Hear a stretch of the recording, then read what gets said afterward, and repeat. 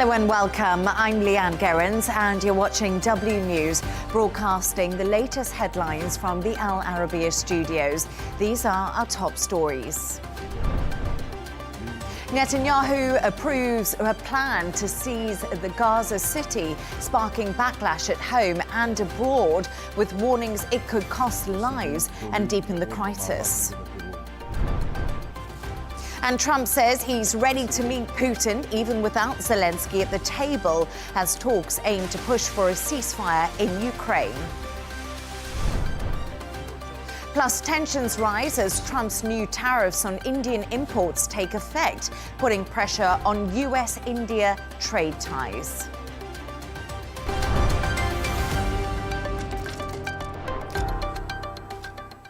Now, Israeli Prime Minister Benjamin Netanyahu has approved a controversial plan to take control of Gaza City following a late-night security cabinet meeting in Jerusalem.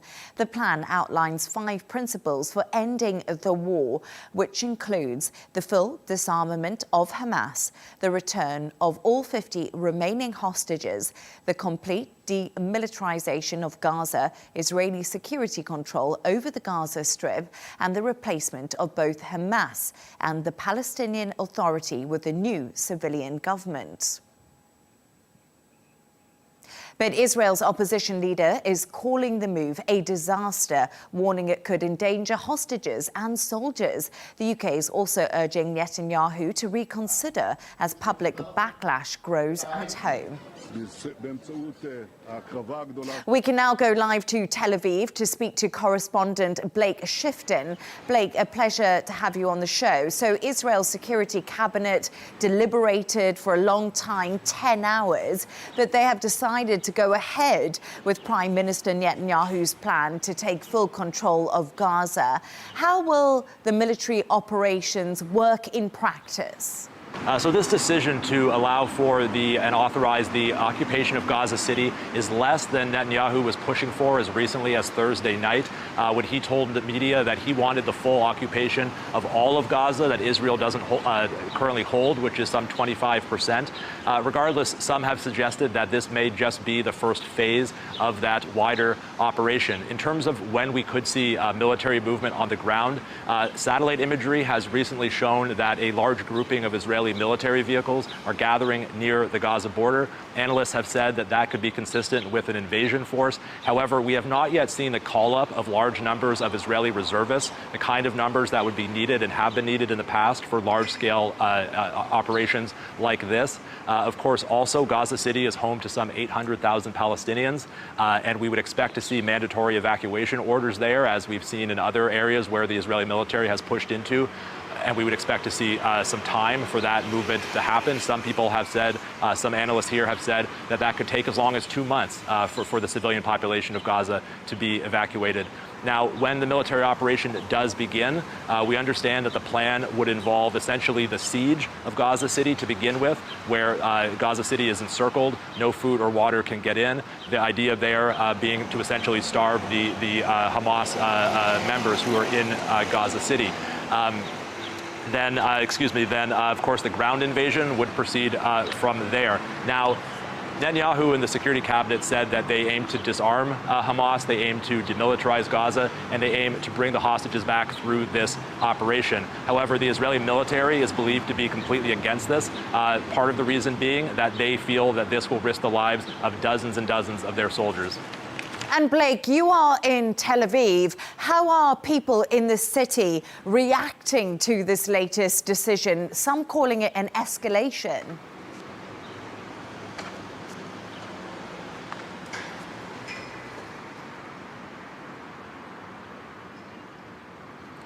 So this operation would see Israeli forces pushing into areas where they previously hadn't been, and where the Israeli hostages held in Gaza, some 50 people, are believed to be held. 20 of those 50 are believed to be alive. Now, the military has also expressed concern that this operation could see harm come to those hostages. In the past, Hamas has said that they will execute the Israeli hostages rather than letting them be freed in some sort of rescue mission. In the past, they did kill, last year, executed 6 hostages when Israeli forces moved into an area. So the family members of those hostages and those supporters are outraged. They've called this decision to occupy Gaza City a death sentence for their loved ones.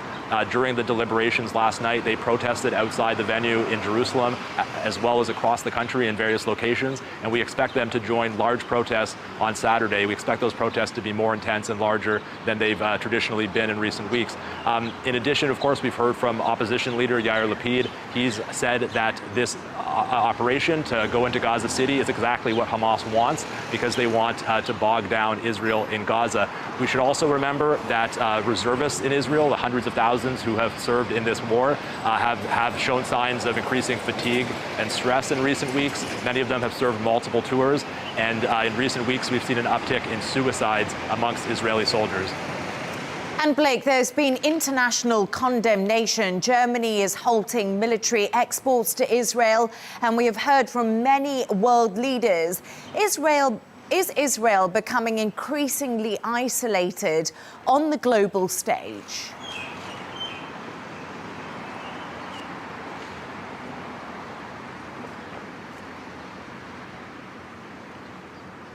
Yes, that's right. We've seen increasing signs over the last weeks, especially of international diplomatic pressure piling on Israel. Of course, we saw the 3 countries from the G7, the UK, France, Canada, all announcing plans to recognize a Palestinian state at the UN General Assembly in September.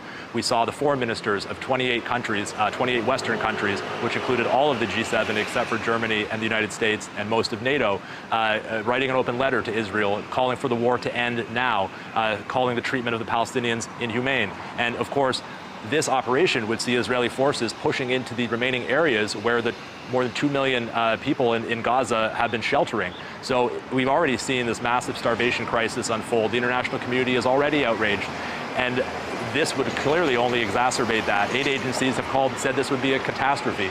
And if the international community had been calling for the war to end 3 weeks ago, they will absolutely be demanding the war end, not expand, as this plan looks set to do. As you say, just today in reaction to this, we've seen a reaction from Germany, a major Israeli ally. They've said that they will put a ban on weapons exports to Israel for the time being over this plan. We've seen UK Prime Minister Keir Starmer call the plan wrong, and we've seen Australia say that Israel warned them that you should not go down this path. Blake Sifton in Tel Aviv, thank you for your analysis on that story. Let's continue this conversation with Nibal Farsak, spokesperson for the Palestinian Red Crescent. Thank you so much for joining us. It's a pleasure to have you on the show. You are in Ramallah. What is the humanitarian situation on the ground in Gaza, and how are you and your teams coping on a daily basis? Good evening, and thanks for having me. The humanitarian situation in Gaza is catastrophic, with food insecurity reaching unprecedented levels. Last month, 63 children died from malnutrition. Thousands of children and the pregnant women need urgent treatment for malnutrition. Over 2 million people are trapped with almost no food, clean water, or even medicines, and the situation is only getting worse. It's not a natural disaster, it is a man-made starvation caused by the ongoing Israeli blockade and restricted humanitarian access. It is deliberate and causing people to die slowly. What you describe is a horrendous scene, and we have seen those pictures coming out of Gaza. But Israel is denying restricting food aid in Gaza and says it's not starving the people or killing them at aid sites. From what you've heard and witnessed, is Hamas and Palestinian militia groups stealing food? What's the truth on the ground? The truth is that only very limited few aid trucks are getting in, which is far beyond what we need. Even this very limited few trucks that is getting in, much of it or most of it get looted before even reaching those in need. We need unrestricted humanitarian access. We need safe, sustained, sufficient, and massive humanitarian access, not just trickles of aid that doesn't even meet a fraction of the need. And every day, our hospitals, medical points, and even field hospitals are receiving dozens of people being killed or injured while they were waiting to receive aid. Two of my colleagues last week get killed when they were waiting to receive aid. Even humanitarian workers, doctors, nurses, everyone in Gaza is struggling to have access to food. It's almost impossible to find food or even to afford it. I'm so sorry about your colleagues, but let's also talk about something that recently happened. The Red Crescent accused Israel of bombing their headquarters in the Gaza Strip. Israel is now reviewing that claim. But I also wanted to, not just the food and the humanitarian impact on your team, how does this impact the organization and your ability to save lives and carry out the necessary work that you do in Gaza?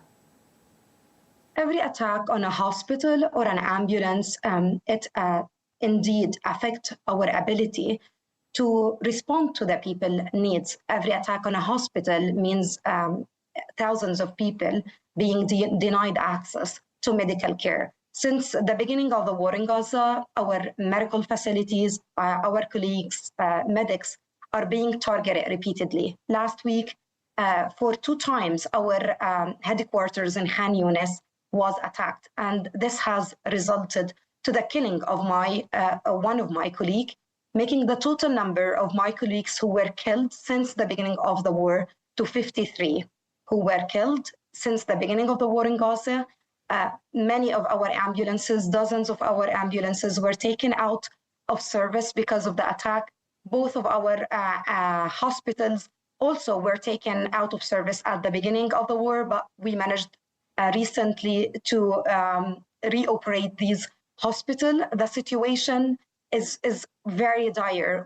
And as for the healthcare system, is literally almost collapsing, with majority of hospitals, half of Gaza hospitals were taken out of service because of the direct attacks. And those few hospitals who are still operational are partially operational. All of them suffer from severe shortages of medication and medical supplies.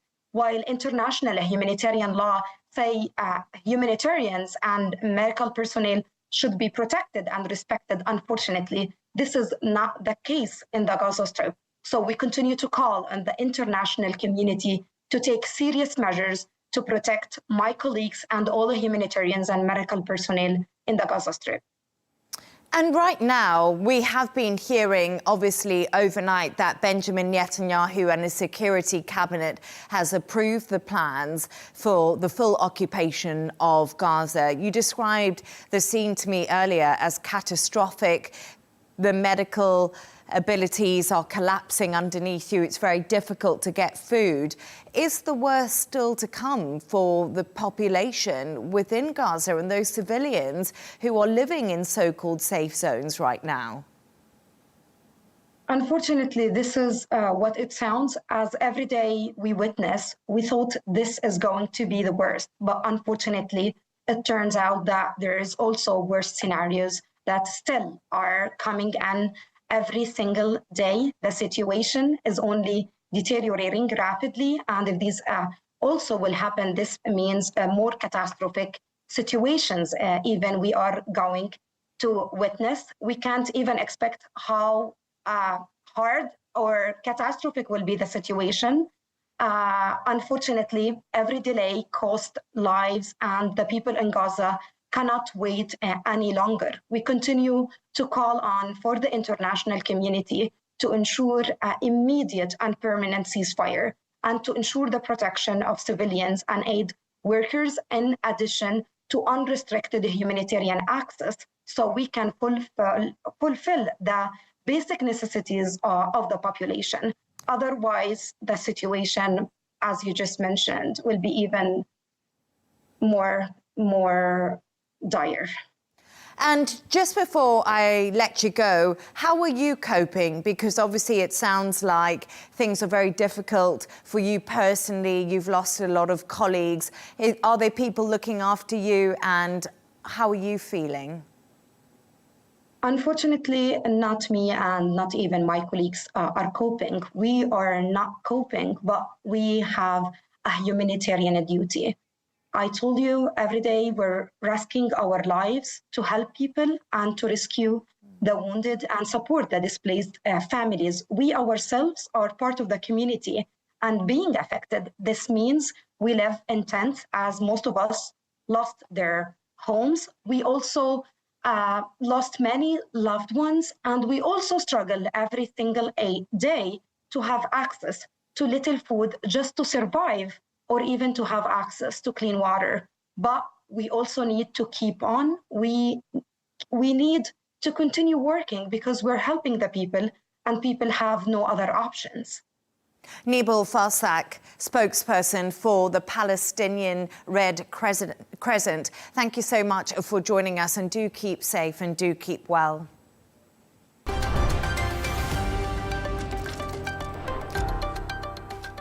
A Trump-Putin summit is now in the works, with both sides confirming talks could happen within days, despite earlier White House comments that any meeting would require Putin to also speak with Zelenskyy. President Trump says that's not necessary. He is still pushing for a ceasefire, but says whether it happens is up to Putin. I'm now joined by Fred Fleitz, a former National Security Council member during Donald Trump's first term. Fred, it's a pleasure to have you on. So, today is President Donald Trump's deadline for Vladimir Putin to agree to a ceasefire or indeed face sanctions. Is he going to make good on a promise to punish Russia after growing frustration? Well, President Trump has made it clear that Putin has to deal. He has to agree to a ceasefire. Trump is tired of Putin disrespecting him and basically completely ignoring Trump's substantial and generous offers to Putin to end the war.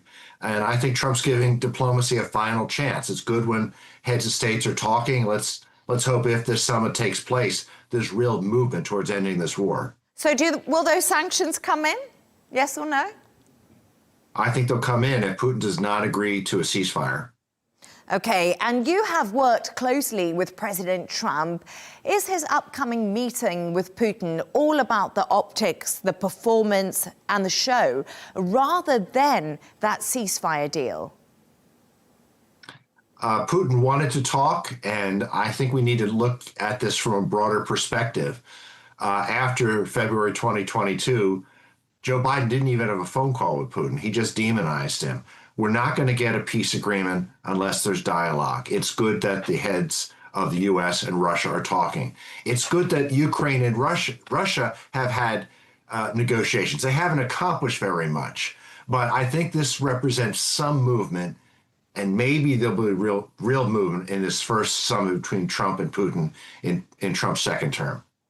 But Putin, by the sounds of it, hasn't actually given any concessions at all. So is this a win for Putin that he gets to meet the world's most powerful leader without having to make any concessions? Engaging in dialogue is not a concession by the United States, but you're right. Putin has not agreed to this ceasefire, and he's put strings attached to stopping the fighting. He's made unreasonable demands. And that's something that Trump is going to have to work through. I mean, what Trump has said, let's get an immediate ceasefire. We'll discuss all these other issues later.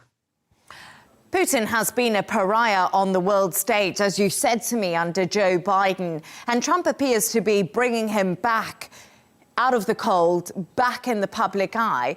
Will we see him berate Putin the way he berated Zelenskyy in the Oval Office? Or do you think the tone between Putin and Trump will be different? Well, Trump has already criticized Putin pretty harshly over the last few weeks because Putin has refused to stop the war. He's actually accelerating it. But I think this is going to be an opportunity for diplomacy and statesmanship. Trump is trying to bring Putin along to do the right thing. And with luck, Russia will be able to rejoin the community, not just of civilized nations, but of Europe. Russia is a European state. It needs to be part of Europe. Russia should not be in the arms of the Chinese. Right, and let's talk about Europe now, because President Trump has dismissed the idea of Putin and Zelenskyy meeting anytime soon. How realistic is a ceasefire deal without Ukraine and Europe at the table? As you said to me, you know, it's Russia that's European, but we know that Vladimir Putin has just held a conversation in the last hour with the Chinese leader Xi Jinping. Well, he's had many conversations with the Chinese leader, and I've talked to many journalists who think there's something wrong with this meeting because the Europeans and the Ukrainians aren't at the bargaining table. But Trump has had many bilateral meetings with Zelenskyy. Why can't he have a bilateral meeting with Putin? Well, I think a lot of people would say that it's unfair because Zelenskyy from Ukraine was a country that was attacked by Russia, and they deserve to be at the table because it's Europe who've been trying to protect their borders. And Europe thinks they have to be at the table because, frankly, they don't trust Trump. This doesn't make logical sense. If Trump can meet with Zelenskyy one-on-one, which he's done several times, he can meet with Putin one-on-one. So you don't think Europe trusts Donald Trump? I think Europe has its own ideas to resolve this conflict, which have gone nowhere. Their position is not much different from Biden's, to simply arm Ukraine for as long as it takes, but nobody knows what that means, with no plan to end the conflict.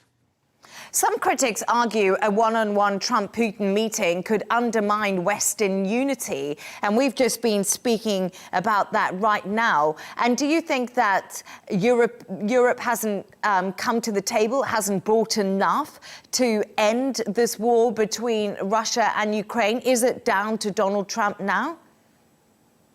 There were some pretty significant differences between the U.S. and Europe at the beginning of the Trump presidency, but I think Trump has brought Europe and the Ukrainians along with his approach to push for an immediate ceasefire. Europe has stopped attacking that approach. They still have their own ideas of how they would end the conflict, but they're prepared, in my opinion, to let Trump go ahead with this because, frankly, it's the only game in town. No one else has a plan to end this war.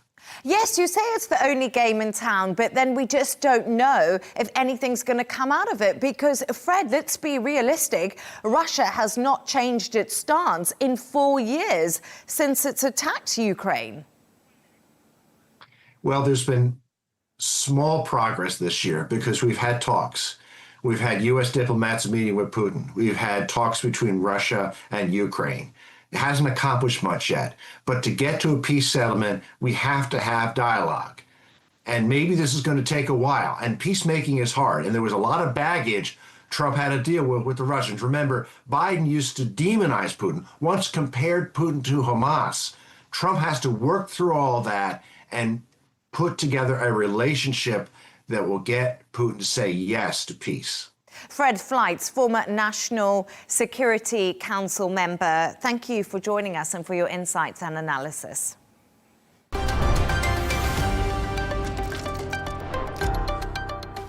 Let's take a look at some of the other stories making the headlines today. One person has died by suicide whilst held in ICE detention. 32-year-old Chinese national Chao Fengyi was found hanging by his neck in the shower room at a Pennsylvania facility. State police discovered a handwritten note and say no foul play was found at the scene. Vice President J.D. Vance begins his trip to the UK today. The official visit comes amid growing transatlantic tensions and political shifts in both countries. Vance has started his day meeting the British Foreign Secretary David Lammy with both Ukraine and Gaza on the agenda. The world's oldest leader has been cleared to run for presidential office in Cameroon for an 8th term. If elected, 92-year-old President Paul Biya would be able to serve for 7 years. Meanwhile, opposition leader Maurice Kamto has been excluded from the October presidential election. And France continues to fight the largest wildfires in 75 years. A deadly blaze has destroyed an area larger than Paris and claimed at least one life. The flames broke out in southern France and are expected to burn for a few more days, even though it has been brought under control.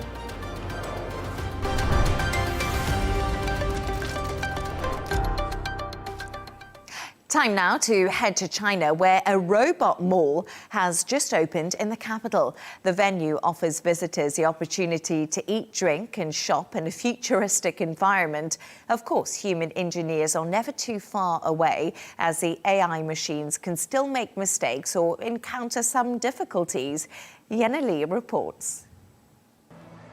Robots of all shapes and sizes wander around this Beijing mall.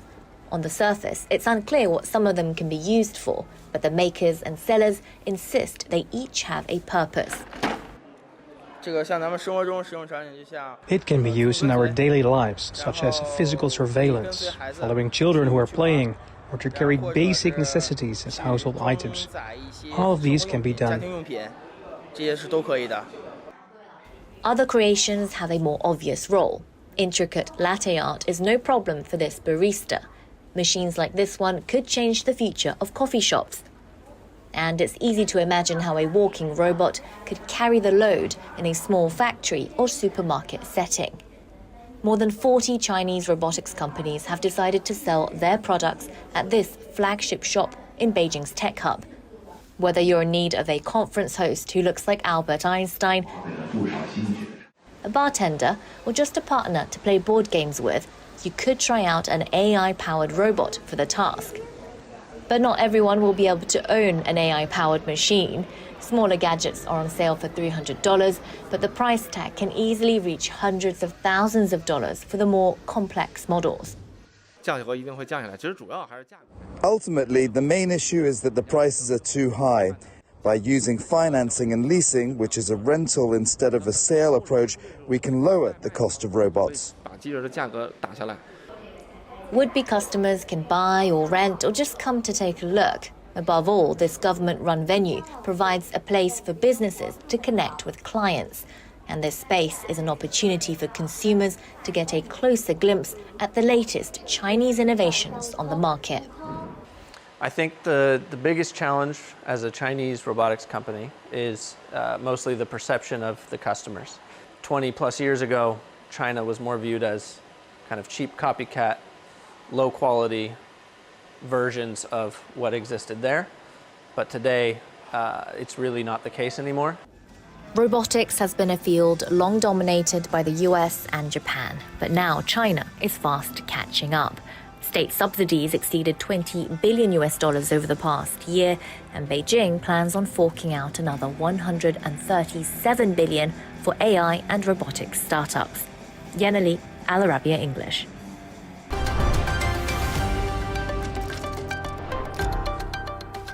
Now, the US economy shows signs of strain as President Trump's steep tariffs on Indian imports take effect.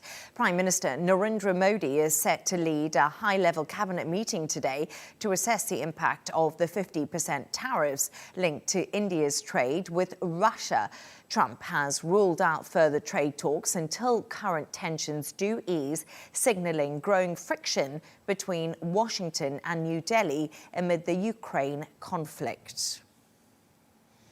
Let's speak to Dr. Nicolas Chikhani, a financial and banking expert who is based in Beirut. It's great to have you on the show. Thank you so much. First of all, are President Trump's tariffs pushing rivals India and China closer together as the BRICS countries appear to be hardest hit?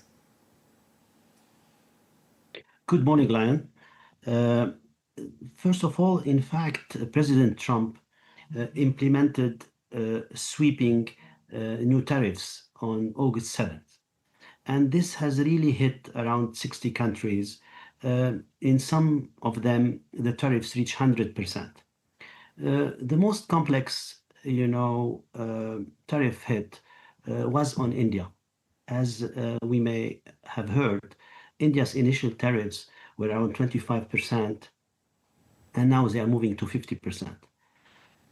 Is this just a tariff increase, or it's maybe also some political, constraint or pressure on India to stop maybe using Iranian oil indirectly?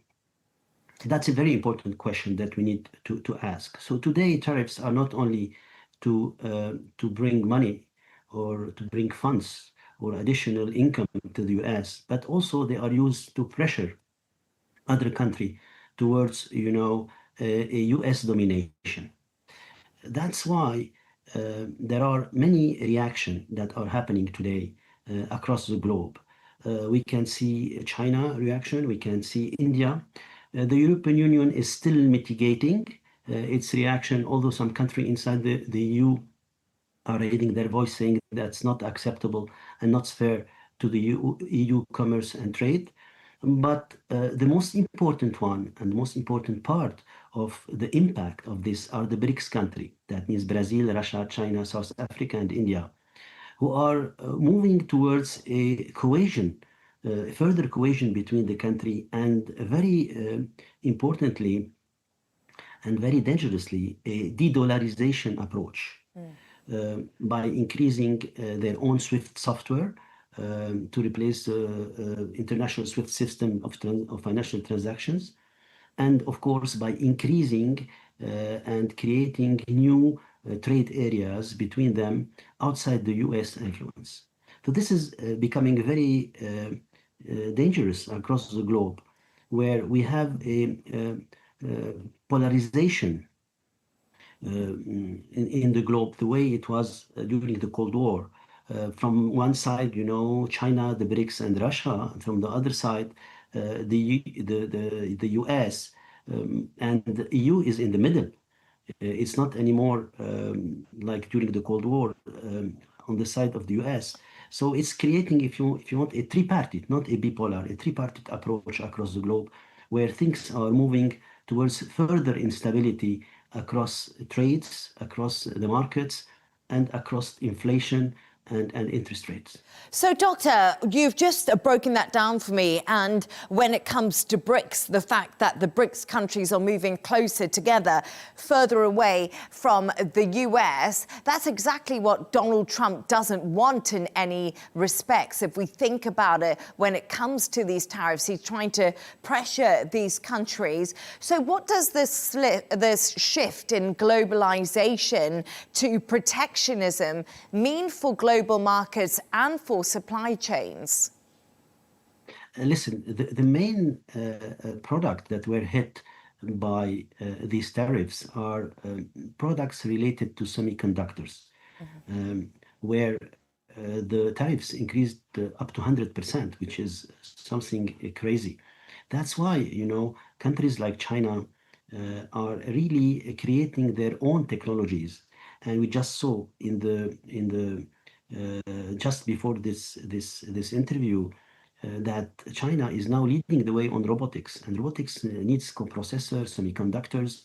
So they are becoming more and more independent and increasingly creating their own technology that is going very, very far and very fast, exponentially fast, with new technology like AI, robotics, quantum computing, that by far, in some cases, crossed the American technology and the European technology. So here comes the trick.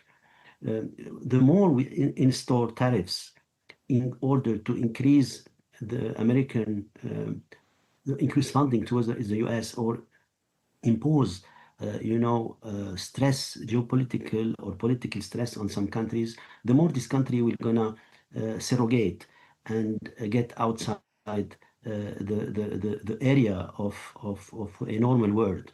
And this is a danger. I think President Trump has played a lot of ins and outs during the last 6 months, where he calibrated the tariffs across his strategy.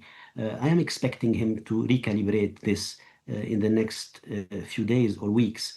Otherwise, he will really have to deal with a stronger BRICS, with country that will decorrelate from the dollar, which is very, very dangerous for the stability, or the petrodollar that used to be as a reference currency across the globe. And of course, it will hit the markets. I mean, the immediate impact of these tariffs is, of course, increasing cost between the trading of the exporting country as the importing countries, and this will hit both sides. Some of them will have problems to import because prices will increase. So if they import with higher prices, there will be inflation in the countries, and some others will not export because exporting to some countries will cost a lot of money. So there will be, as you rightly said, kind of protectionism, or not by country, but by region, or by a conglomerate of countries, or by continents. Doctor, this is not good. Just before first impact will be in the stock market. Doctor, sorry, we are just slightly running out of time. And just before I let you go, I just wanted to ask your quick thoughts on the fact we've been talking about semiconductors and technology and the race for AI. And we know the US is pressuring the big tech companies to now come back to America, the likes of Apple, the likes of, those big tech juggernauts that are driving the NASDAQ. Who do you think will win in this AI race if the tariffs on 100% semiconductors stay in place? Listen, Leigh-Ann, the race of AI and quantum computing is becoming at exponential speed. So there will be no winner, I think. There will be losers. The person who will not hit the right technology will lose, even if he has very, very much advanced. So the difference will be very small between the different countries. But this small difference will make a huge difference between the technologies, the capabilities, in terms of technology for armies, for business, and so on. But what's important also is that what's happening with the tariffs, it will hit the stock market. The stock market will drop with immediate effect, but will recover slightly later. However, interest will more probably drop because there will be inflation, and central bank will need to control this inflation with complexity. And last but not least, the price of gold will increase. And precious metal and rare metals, as we heard about it during the latest news over the last 2 months. So yes, you are right. The race to technology is increasingly is speeding at exponential growth. And who's going to win it? From what I see, actually, the US and China are neck to neck in it. But China is moving very fast, very fast. So we have to watch out what's happening over there. And I'm sure the President Donald Trump is watching this with his team. And I hope that really he will react quickly to ensure that the US will still at the top of the race, and will continue to be, because being at the top of the race is not enough. We need to continue to be at the top of the race for the next 5 to 10 years. He who loses the race now will lose it forever. And this will be the danger across the globe.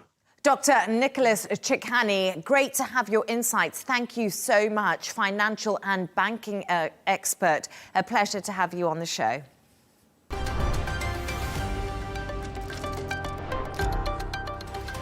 A reminder of our top stories. Netanyahu approves plan to seize Gaza City, sparking backlash at home and abroad, with warnings it could cost lives and deepen the crisis. And Trump says he's ready to meet Putin even without Zelenskyy at the table, as talks aim to push for a ceasefire in Ukraine.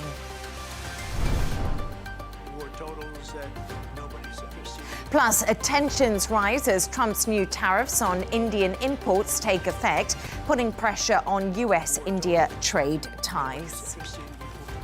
And that's all from us on W News. Don't forget to subscribe to our YouTube channel and, of course, follow us on X. The Rail Deal with Tom Burgess-Watson is coming up next. Plus, we'll be back in a couple of hours with the best of this week's W News Extra. Goodbye and happy Friday.